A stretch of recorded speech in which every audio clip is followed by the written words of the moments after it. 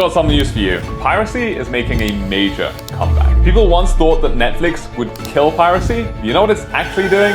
Fast forward to today, and piracy is now bigger than ever. And it's not surprising. Subscription prices keep on going up. For a lot of people, they've decided it's time to cut back. But legitimately, it might be time to cancel some subscriptions, and I'm probably going to have to cancel some. Some of them I'm not using, and it's just wasting money. There's so many of these, it's hard to keep track. Our favorite shows keep disappearing. I mean, I don't actually watch too much TV myself. I listen to a lot of music though. And what I remember is people used to go on things like Pirate Bay, but now Spotify is jacking up prices. And we live in a time when actually, even though there's more content than ever, it's actually harder to get what you want. And some artists are even taking their music off streaming platforms. Obviously, movies are a massive thing. People share the Netflix keys, they share everything. And not just that, but actually, Netflix is now cracking down. And so it's no wonder, maybe, that people are going back to piracy. It's maybe the symptom of actually a bigger problem. Let me explain.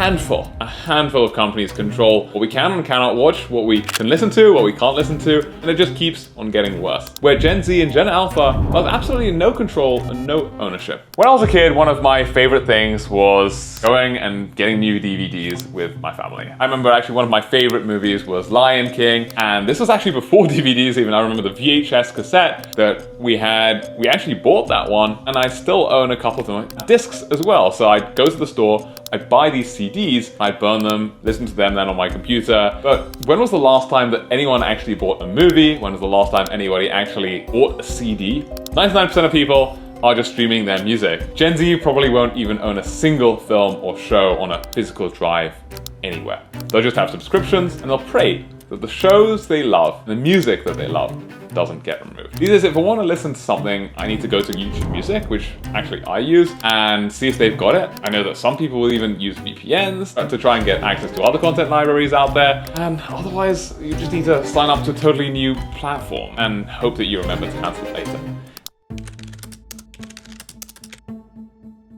There's this crazy stat that I found recently, which is that the average American pays for 4 streaming services, spending over $800 a year. In 3 years, you could have bought over 50 movies with that on a physical drive and pretty much own them. Instead, you're renting access in a system where the content that you love could be pulled overnight and there's literally nothing that you can do. And so maybe that's the reason that piracy is back. And when we think about it, people don't just pirate videos because it's free. They also do it because it's convenient. We saw how Netflix almost ended piracy for good.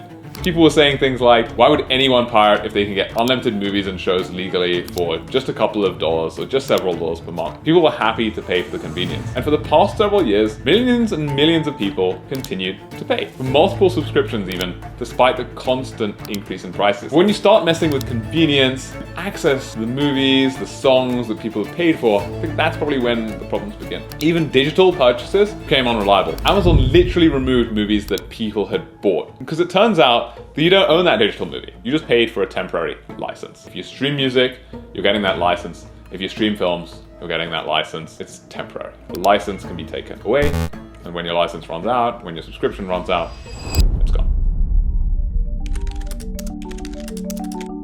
Right, what if you could actually own pieces of that music and it could never be taken away? That future doesn't exist yet, but it's slowly starting to come around, and I'm seeing it too. Just like Netflix dethroned Blockbuster, I think that Netflix is at some point going to be dethroned by a startup that gives power back to people too. And that's why I'm so passionate about this. I've spent years and years now helping founders build the future of the internet. We've given away millions of dollars in prize money and thrown hackathons all over the world to build the future of the internet, a future where this is actually possible, where we give ownership back to people. And my brother Dom and I have helped launch hundreds of startups building for this future. And this channel is part of that mission. Bring you stories like this to show you the absolutely insane opportunities that are hiding right in plain sight. Because streaming is broken, piracy's back, and somewhere in that mess, there is a billion-dollar idea. AI is accelerating that shift. The internet's evolving, and the next Google or the next Amazon is just waiting to be built. And it'll come from a founder just like you. So if you're thinking about building something big, drop a comment below and let me know what you're thinking. I'll do my best to give my feedback where I can,